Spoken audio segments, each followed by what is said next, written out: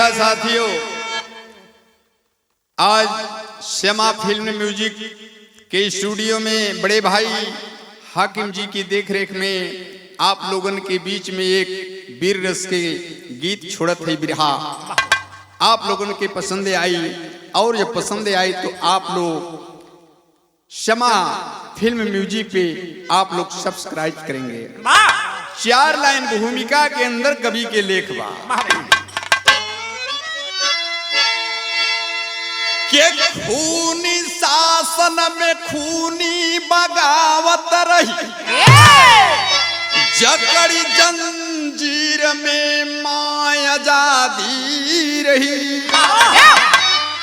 जाग जा सोने वाले जवान, तो भारत माता की खूनी मुनादी रही। ऐ वतन के दीवानों न सोना कभी, हो न कुर्बान अपने वतन के लिए। देव की नंदन अमर है, मरा वह नहीं। जिनको अफसोस अरे है ना कफन के लिए।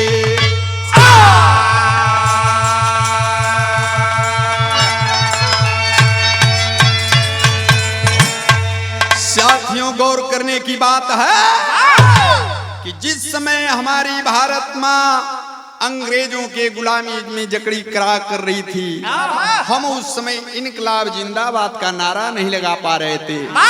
हमारी भारत माँ ये दे रही थी कि अरे मेरे वतन के सपूतों, तुम खून दो और मैं तुझे आजादी दूंगी। लेकिन एक लाइन गजल के नमूना बा।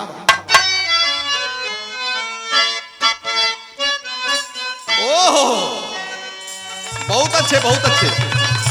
आओ एक दिया के लाइन बा कि अरे काहे दिल के बीच में दरार हो गई।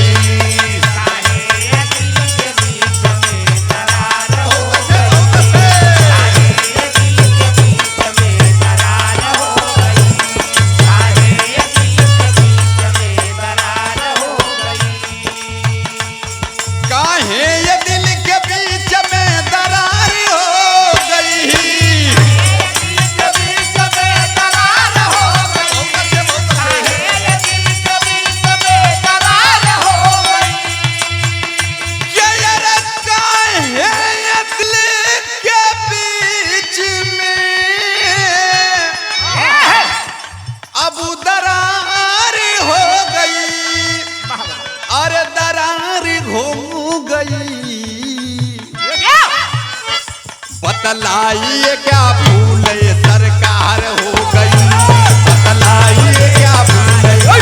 बहुत अच्छे, बहुत अच्छे।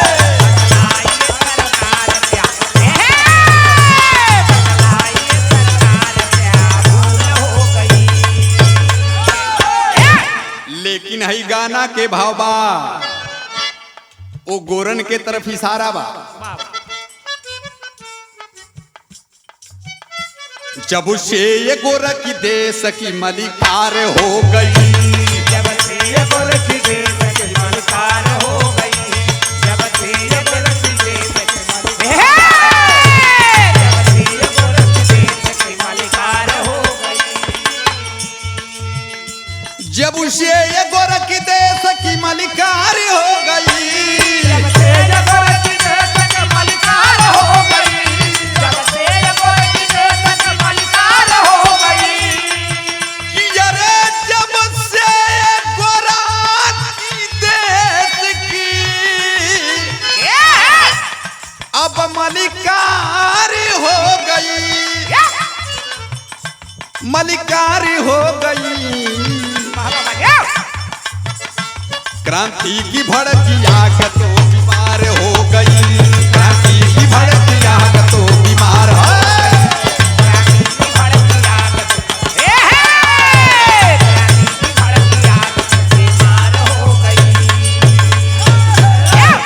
जब से ये गोरखी देश की मलिकार हो गई, क्रांति की भड़की आग तो बीमार हो गई, लेकिन नजम के लाइन बा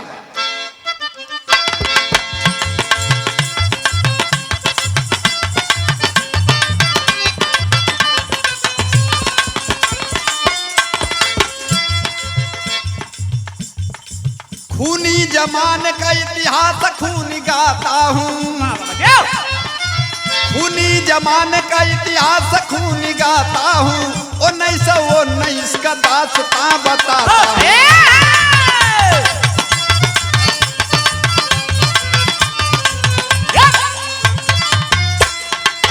वतन दीवानों को है जानता है नाम सभी, वतन दीवानों को है जानता है नाम सभी, जिला बलिया में छपरा डूबे एक ग्राम अभी।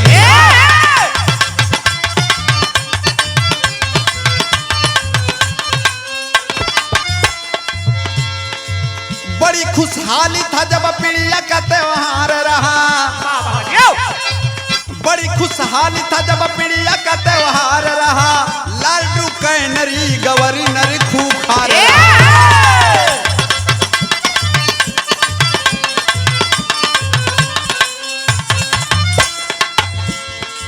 श्यामदेव यादव पहलवान की हसीना है, श्यामदेव यादव पहलवान की हसीना है, चला है लूटने अब रूह को कमीना।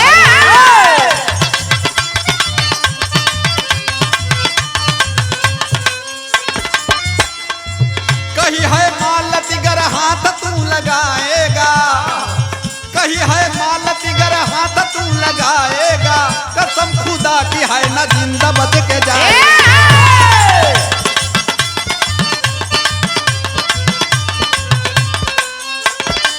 कही है मालती गर हाथ तू लगाएगा, कही है मालती गर हाथ तू लगाएगा, कसम खुदा की है न जिंदा बच के जाएगा।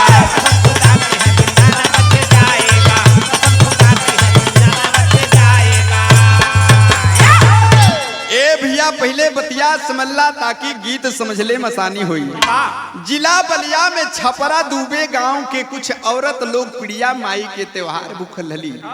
ए बाबू ये ठंडी के सीजन है और जब पिड़िया माई के त्योहार भूखल हली, पिड़िया माई के सिरवावे बदे गांव के पूरब एक ठे पोखरा रहे, पोखरा पे जात रहली। 4 बजे भोर के समय बा ए बाबू, ओही समय जिला बलिया के प्रशासक लॉर्ड कैनरी गवर्नर सैर करे बदे निकलल है और जब देखले है कि औरतन के झुंड में एक ठे सबसे सुंदर औरत दिखाई देले, अपने दुगो सिपाही के बुला के डांट के लगल कहे कि यार पकड़ लो हरामजादी को, जो उस औरतों के झुंड में सबसे सुंदर औरत दिखाई दे रही है। ए बाबू ये तनी बतिया जब सिपाही सुन ले हों तब मालती के पास पहुंचल हवन, मालती के कलाई के पकड़ल चाहले हवन। मालती डांट के कहले हा कि खबरदार गद्दार, अरे मेरे कलाई को छूना नहीं, कलाई छूने से पहले मेरा परिचय पूछो कि आखिर मैं कौन हूँ। ए बाबू जब अपने पति श्यामदेव यादव के पहलवानी के बात बतौले बा तो ए मामा लोग का माथा ठनक गए बा। जबरदस्ती मालती के पकड़ के वही बग्गी में बैठौले हवन और जब बग्गी में बैठौले हवन देखें गवर्नर अपनी बंगला की तरफ लेके चलल बा। वही औरतन के झुंड में से एक ठे औरत पहुंचल है जहाँ पे श्यामदेव यादव पहलवान बाबू अखाड़ा पे रियाज पानी मारत रहलन। वही पहुंचल है और रो रो एठे बात ही कहले बा। एक लाइन विदेशिया के भाव नहीं, एक लाइन गीत के अंदाज उहे गीतिया के लाइन बा के चुटकी भरत से नुरा हदारी सा जनवा मोर पाराइल, चुटकी भरत से नुरा हदारी सा जनवा मोर पाराइल,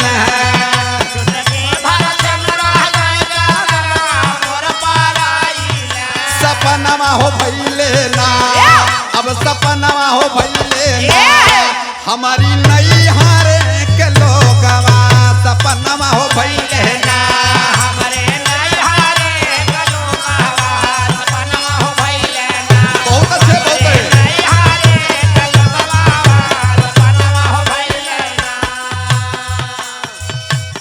यही भाव में वो औरत जा जाके पहुंचल है, रो रो कहले बा, रोई रोई बोलिए कई गाँव की लुगाइया, रोई रोई बोलिए गाँव की गुजारिया, रोई रोई बोलिए गाँव की गुजारिया। सुना है बीराना, अब सुना है बीराना, भौजाइया न पैबा, सुना है बीराना, भौजाइया न पाइबा, सुनाए बीराना, भौजाइया न पाइबा, सुनाए बीराना।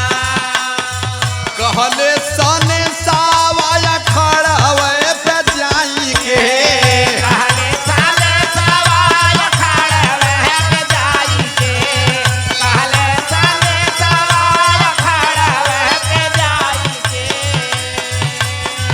भौजी के ले गईल गवार नर उठाई के, भौजी के ले गईल गवानर उठाई के, भौजी के ले गईल गवानर उठाई के।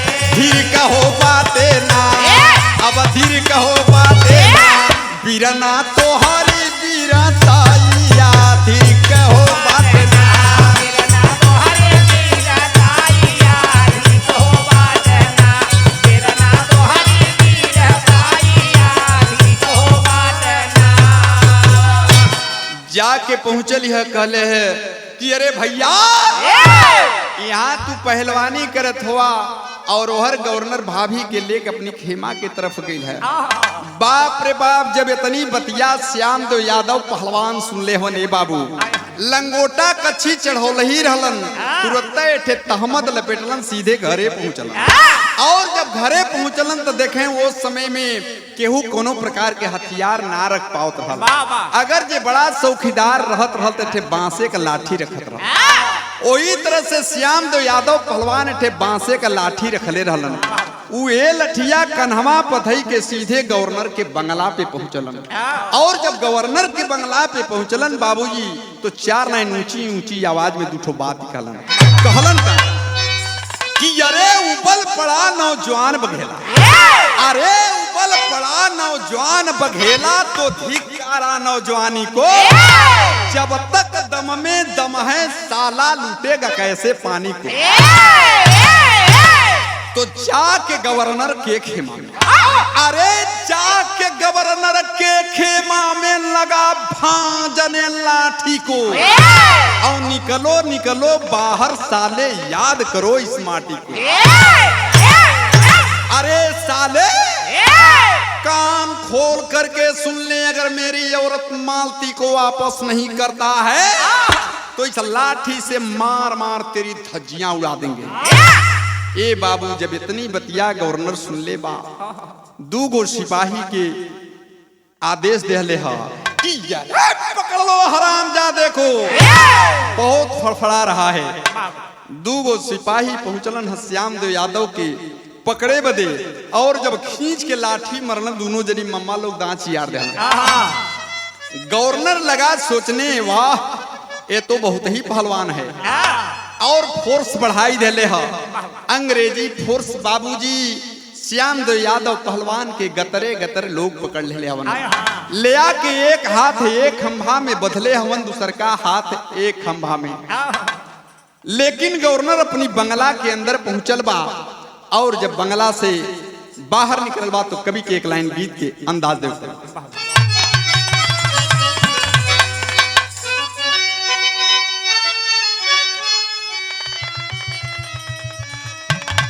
औहे गीतिया के लाइन बा कि हम तुहाँ से पूछिला हर माली ना आही रे माली, हम तोहाँ से पूछिला माली ना आही रे माली, हम तोहाँ से पूछिला माली ना आही रे माली। काहे चढ़वलू फूला बासिए माली, काहे चढ़वलू फूला बासिए माली, काहे चढ़वलू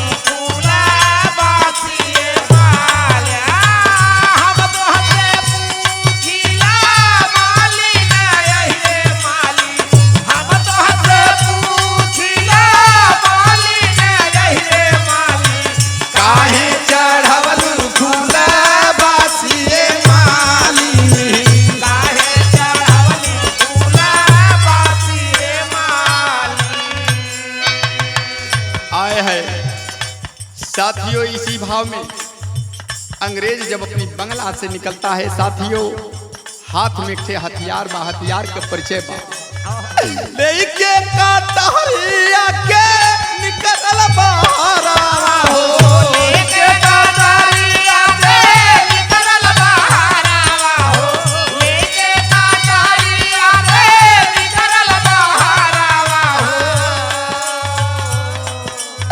श्यामदेव के कटल सगरा दनवारे पपिया हो, श्यामदेव के कटल गारा दनवारे भाइया हो, श्यामदेव के कटल गारा दनवारे भाइया हो। कैलस 11 टुकड़ा उनकर बादानिया हो, कैलस 11 टुकड़ा उनकर बादानिया हो, कैलस 11 टुकड़ा उनकर बादानिया हो।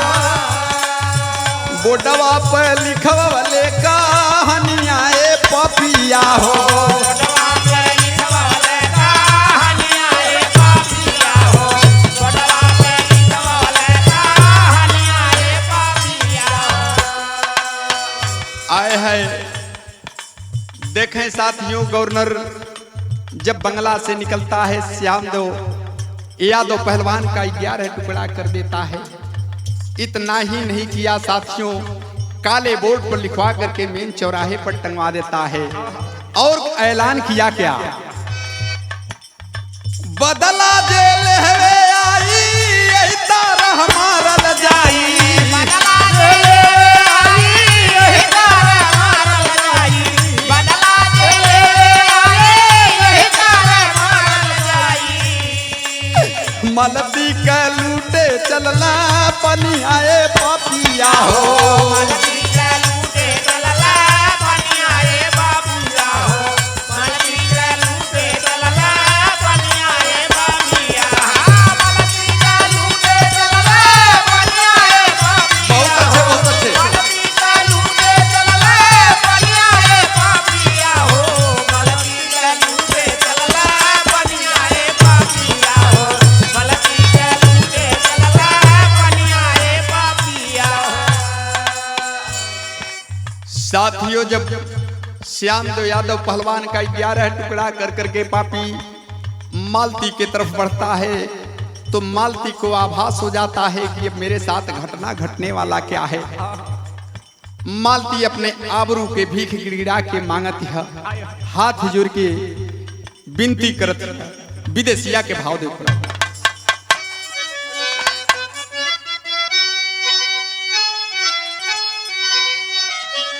के मालती के सिरावा पे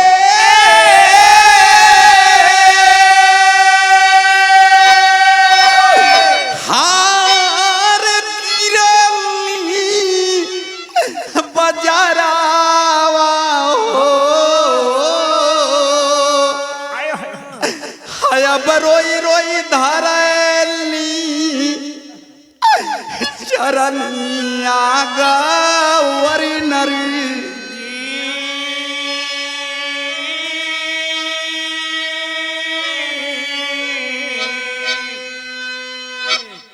आय अब मंगिया धोआई गईली, आई मोर दुनिया लुटाई गई, हाय बजिन लूटा हमारो ही मनावा गौरी नरी,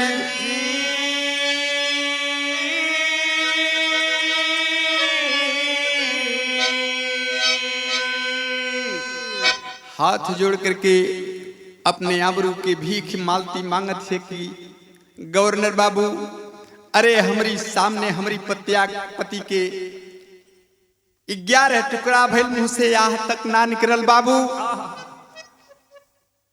लेकिन कम से कम एक अबला के पास आबरू होला, इज्जत होला, तक कम से कम हमारी आबरू के भीख तो दे दा। लेकिन साथियों गद्दार मानता नहीं है, किया क्या के लूटी के जातिया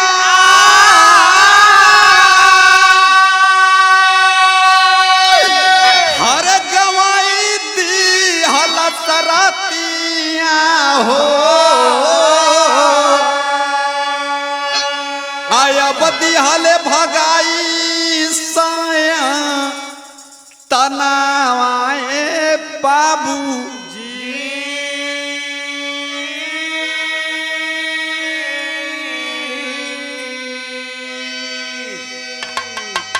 अंतोगत्वा साथियों मालती के असमत को लूट ही लेता है। मालती जब बेहोश हो जाती है तो लवे रोड पर फेंकवा देता है। लेकिन कवि के एक लाइन गीत के अंदाज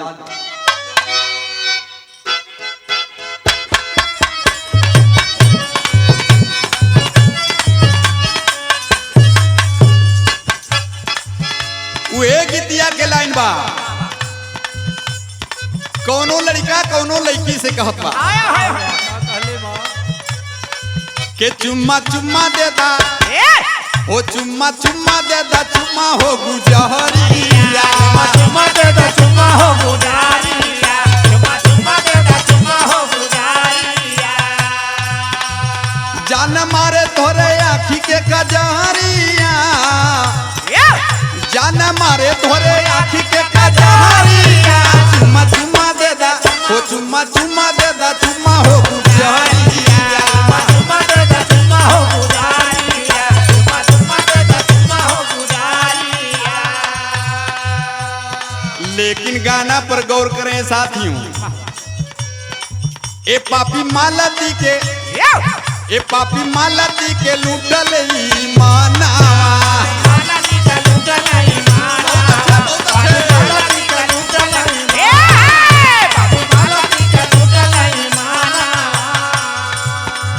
फेंकवाई दिया रोड दरम्याना फेंकवाई दिया रोड दरम्याना ए पापी मालती के लूटल ईमाना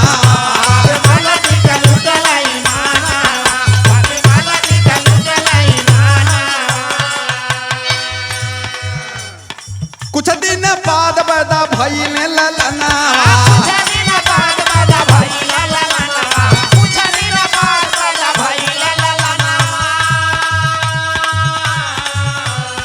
कुछ दिन बाद पैदा भइले ललनावा नम धैली शेर सिकंदर मयनावा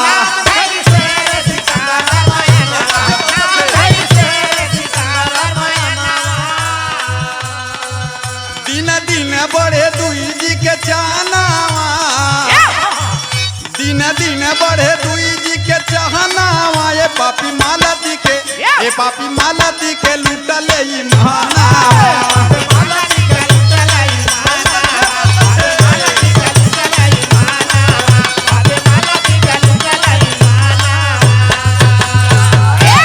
ए भैया देखें श्याम देव यादव पहलवान के औरत मालती के गर्भ में एक बच्चा पलत रहल और जब बच्चा देखें वही पेट में पलत रहल कवि के एक लाइन गीत के अंदाज दे ऊपर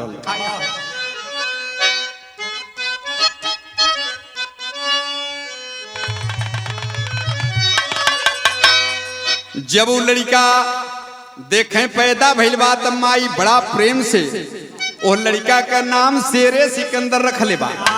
शेरे सिकंदर जब गांव पे देखें कुछ जाने सुने लायक हो गई बा तब माई स्कूल भेजल शुरू कैले है, साथ साथ पहलवानी भी सिखावल शुरू कैले बा। जब शेरे सिकंदर गांव से एरिया से ब्लॉक और ब्लॉक से जब जिला स्तर के पहलवान हो गई बा माई के महसूस हो गई बा। और जब माई के महसूस भइल कि हमार लड़का जब बदला लेवे लायक भइल तो वह गीतिया के लाइन कवि के लिखे के बाय है पूर्वी बयारी हो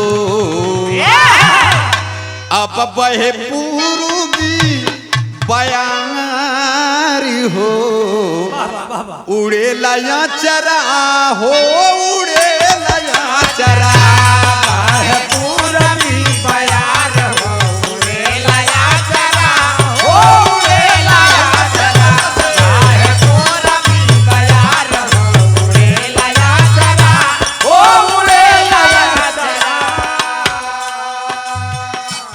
लेकिन यही भाव में शेरे सिकंदर जब कुश्ती लड़के घरे जात बा, माई देखले है कुछ दूरी पे हमार लड़का कुश्ती लड़के आवत है, दुअरिया पे बैठल है, नकल बना के रोवल शुरू कैले है। शेरे सिकंदर पहुंचल, देखले है कि माई के अखिया से आंसू के धार गिरत है। पूछले बा और कहे का, काहे रोवे लुआ सुगारी हो, काहे रोवे लुआ सुगार हो, हमार जननी हो हमार जननी।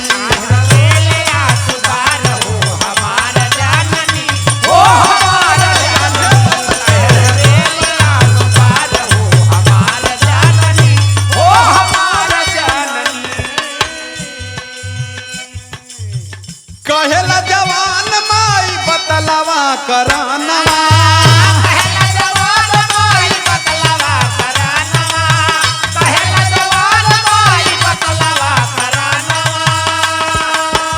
काहे बदली रे तुहरे धुरे नया नवा हो, धुरे नया नवा।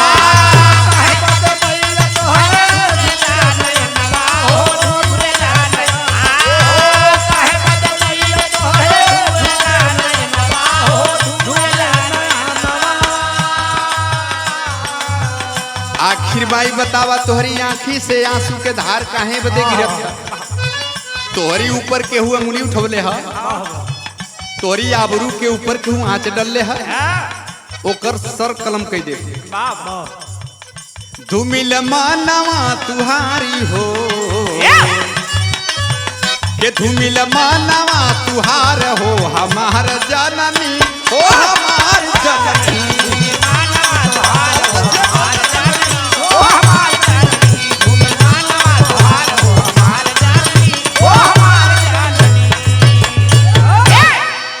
ए बाबू इतनी बतिया जब माई मालती सुन ले हा, तो देखें जब केहू से कोनो बात बार बार आदमी टेकअप करला तो अंतर के अंतरात्मा फफक पड़े ले। वही तरह से श्याम देव यादव के लड़का आजू शेरे सिकंदर जब बार बार पूछल शुरू कैले है, तो देखें माई का ममता अंदर से फुकल बा और फफक के रो रो पौवा पकड़ के इहे बतिया कहले आ। एक लाइन गीत के अंदाज बा,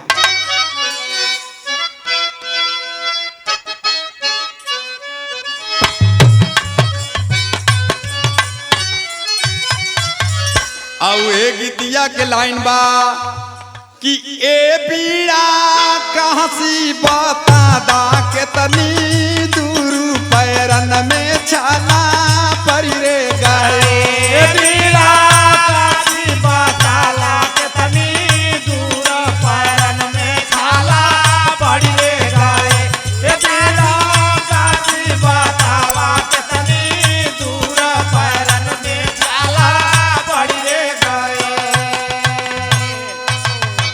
ये भाव बा, यही भाव में मालती माई अपने बेटवा के पांव पकड़ के रो रो है बतिया कहते,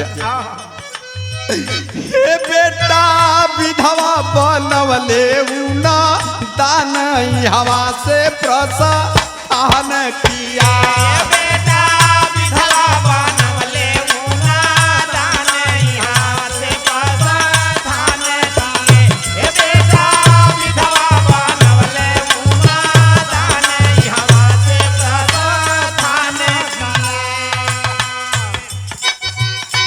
कैला बाबूजी का तुहरे बधनवा,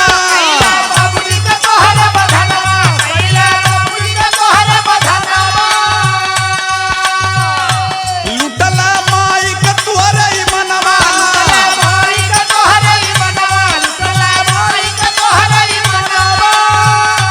लुटला माई का तुहरे मनवा। ये बेटा दागी बनवले खाना दान हवा से प्रसाद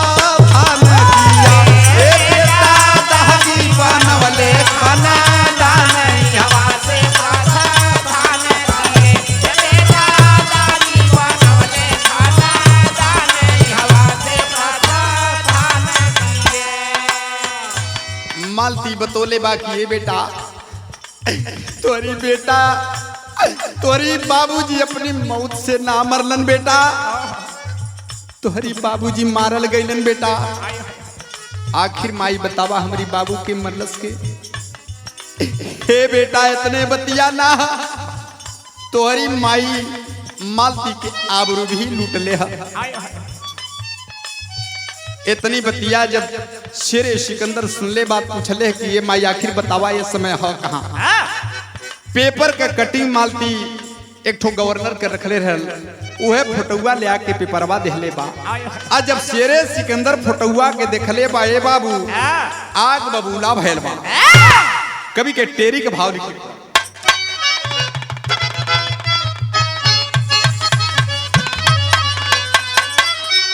कि अरे ललकहरा बलिया अब बागी के शरीर तेरे जियत भर लगे न देह में तामन अंतर ताक।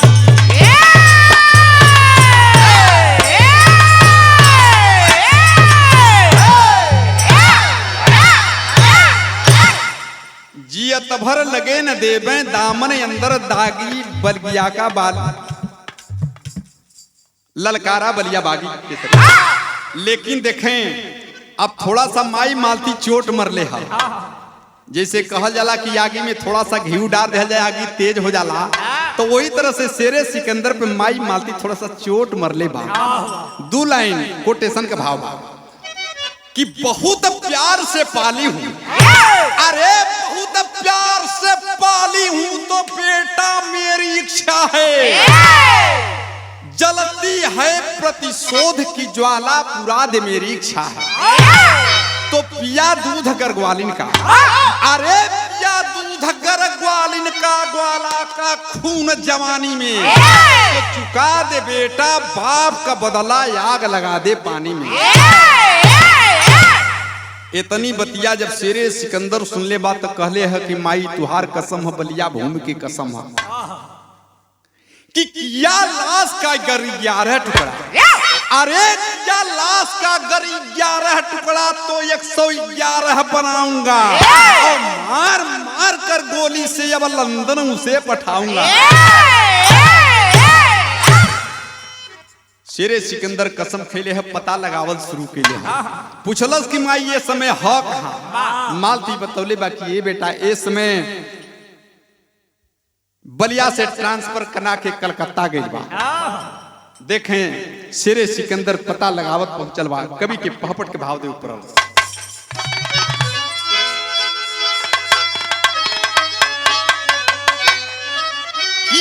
कहाँ छुपाया है पापी सैतनवा सनमा यही रे के घूमी घूमी खो जाए पावे ना जवनवा सनमा यही रे।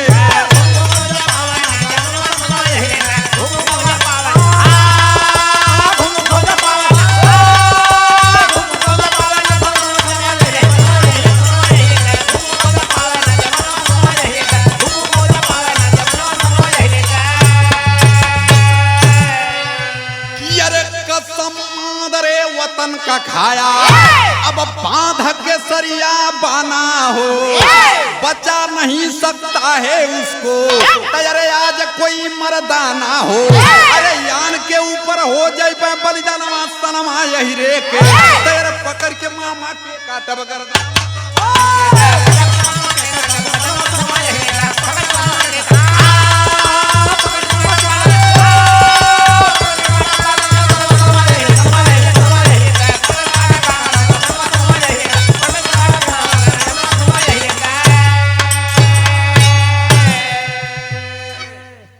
पता लगावत के पहुंचल है कलकत्ता हावड़ा स्टेशन पे। देखें 4 बजे भोर का समय हो गई बा। सोचत है जवान कि अब कुछ चाय नाश्ता कैली ओकरी बात पता तो लगवही। एक ठे दुकानी पे बैठ के चाय पियत है, पेपर वाला ला के पेपर वही मेजे पे रखले बा।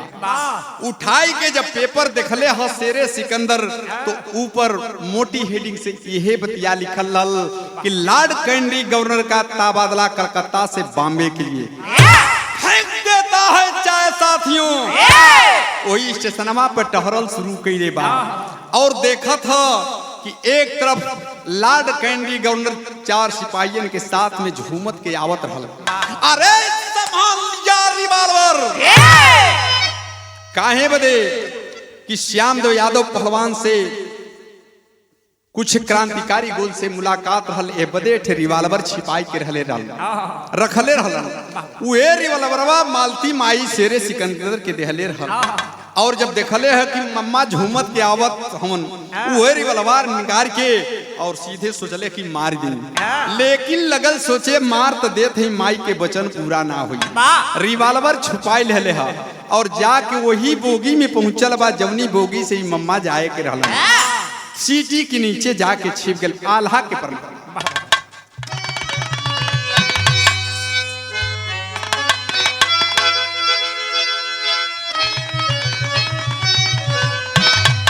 कि अब हाय राम कि अरे जैसे रे सिकरिया अपन खोजला सिकरवाए भैया, जैसे हो सिकरिया अपन खोजला सिकरवाए भैया, जैसे हो सिकरिया अपन खोजला सिकरवाए भैया।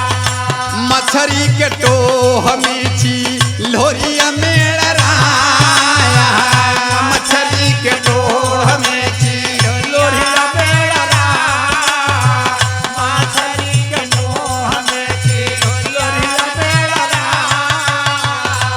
वैसा के पता वाला गाँवेला जवानवाए भैया, सक पाता बहुत अच्छे गावेला जवानवाए भैया, कोई सक पाता वाला गावेला जवानवाए भैया।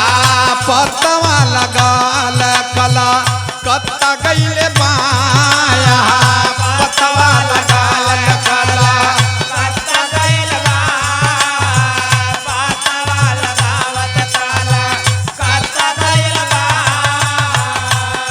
सदर में लेला भैया, ये भैया पतवा लगाल कला कत्ता गईले बा, अब पतवा लगाल कला कत्ता गई बा। पहुंचा है जवान जाई कलकत्ता शहरी, अब हमारा तिसनावा पे पहुंचा है जा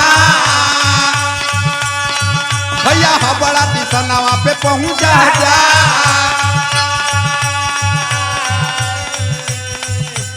पढ़ी के पेपर खुशी भइले जवाना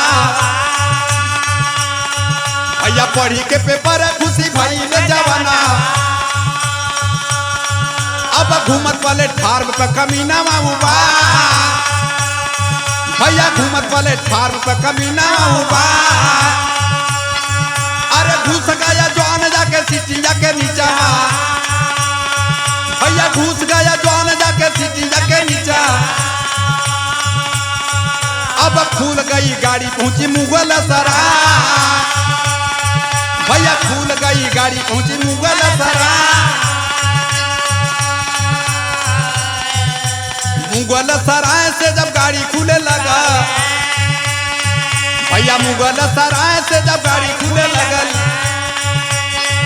अरे जा गई तेरावा गईले बौरा भैया, जा गई तेरावा गईले बौरा। अरे इनकलाब जिंदाबाद गूगल बोगिया में,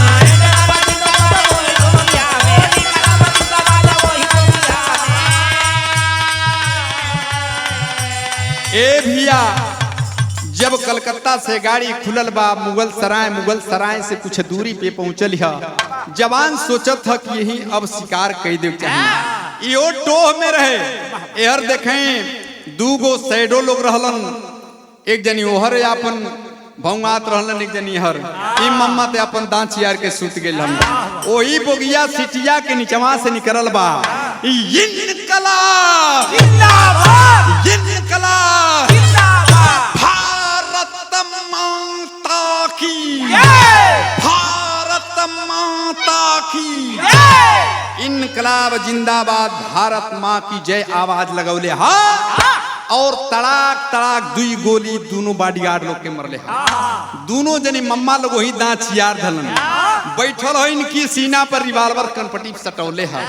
ए मम्मा का नींद टूट गइल बा, हाथ जोड़ के लगलन कहे, अरे बेटा मैं तुझे पहचान गया, तुम श्याम देव यादव पहलवान के बेटे न हो। अरे साले तुम पहचान गया, उस दिन की बात याद करो जब मेरे पिता श्याम देव यादव के पास तू हत्या करने के लिए गया होगा। उस समय हमारे बाबूजी अपने प्राणों की भीख गिड़गिड़ा करके मांग रहे होंगे, क्या तुमने बख्शा है? अरे उस दिन की बात याद करो जिस समय हमारी माँ मालती के पास तू आबरू को लूटने के लिए गया होगा। उस समय हमारी माँ मालती अपने आबरू की भीख गिड़ा करके मांग रही होगी, क्या तुमने बख्शा है? अगर नहीं बख्शे हो तो मैं भी नहीं बख्शूंगा। ए बाबू इतने बतिया कह के तड़तड़ तड़तड़ दुई गोली मर ले। ई मामा तो दांत चियार दहलन, निकरले हराम पूरी चाकू ही गोड़वा ओर से बोटियावल शुरू कैले है। 111 टुकड़ा बना के सुजा सुतरी निकरले है, गुहल शुरू कैले है। गुई के गटई में माला पहिर के आके वही गेटे पर शिक्षा पकड़ के खड़ा हो गए। गाड़ी जब देखें इलाहाबाद स्टेशन पर पहुंचलिया तो आप लोग देखत होगा कि जब गाड़ी स्टेशन पे पहुंचे ले तो तमाम कुली तमाम रिक्शा लोग का भीड़ लग जाए। वही तरह से जब रिक्शा लोग देखे काली माई के सीन, तुरंत अपन रिक्शा छोड़ के चले भाई। वहां के देखा था यूपी पे, वो लोग तो सबसे बाद में आवे। यार शेरे सिकंदर सोचत है कि अब अंग्रेजी पुलिस हमें अरेस्ट ना कर पाई। अगर चाहता साथियों शेरे सिकंदर तो फरार हो जाता, लेकिन शेरे सिकंदर कानून को धोखा नहीं देना चाह रहा था। अपने हाथ से रिवाल्वर फेंक देता है साथियों। उसी समय अंग्रेजी फोर्स से आकर के शेरे सिकंदर को अरेस्ट करती है।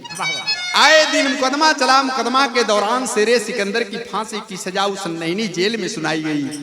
और जब पेपर पत्रिका के माध्यम से माई मालती सुन ले कि हमारी बेटवा के नैनी जेल में फांसी हुई, सीन वहां के बाद शेरे सिकंदर फांसी के तख्ता पे खड़ा कर गेल बा, फांसी के फंदा लहरत। वही समय माई मालती पहुंचली है शेरे सिकंदर के सामने। अंतिम भाव कवि के लिखे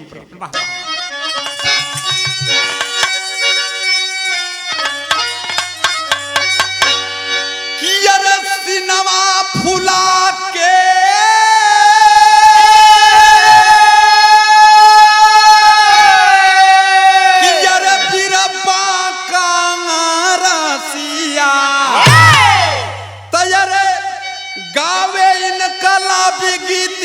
झूलत का फसिया।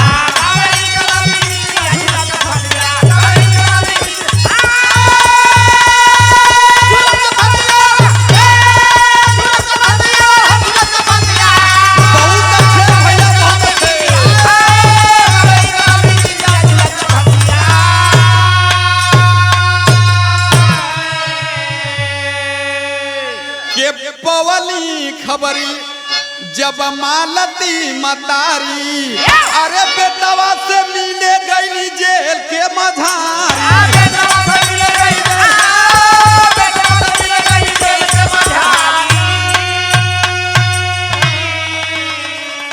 के फांसी के ऊपर जिन बहैया अगावे इनकला गीतिया झूलत के फसिया।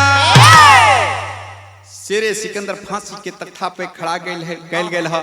माई मालती पहुंचली है सामने। शेरे सिकंदर के अखिया से दू बूंद आंसू टपकल बा। ये बाबू माई जब देखले है कि हमारी बेटवा के आंख से दू बूंद आंसू टपकत है, धिक्कार के लगल कहे कि अरे गद्दार, अगर मैं इतना जानती कि तुम इतना कायर और निकम्मा निकलेगा तो इस सौरिये में मुड़िया ऐठ के मार देले रहती। शेरे सिकंदर कहलन कि ये माई, ए आंसू के तू गलत अर्थ लगावत हो। ये आंसू यह बदे ना गिरत है माई, यह बदे गिरत है कि बाहर हमार बलिया भूमि कैसन रहल, हमार माई मालती कैसन रहल, जौन की एके अभागा शेरे सिकंदर के जन्म दिहला। ए माई की जौन की एके बेर फांसी के फंदा पे झुली सदा के लिए समाप्त हो जाइए। यह बतिया सोच के माई हमारी अखिया से आंसू गिर गए। लेकिन तब तक देखे फांसी के समय हो गई बा कि अरे 3 अप्रैल सन 40 के महीनामा कि अरे हंसी हंसी झूल गईल फांसी के झूलना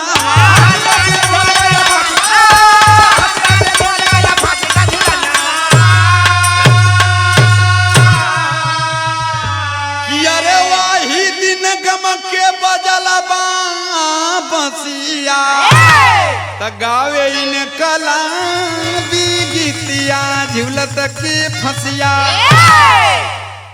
साथियों 3 अप्रैल सन 40 को हंसते हंसते जवान फांसी के फंदे को सावन का झूला समझ करके चूम लिया। कभी के ही कहानी रोक देवे पड़ल के गुरु बिहारी यादव लगन अब कहें गुरु शिवधारी राम फेर कवि हीरा लाल कि अरे भरी भरी फुलवारी हो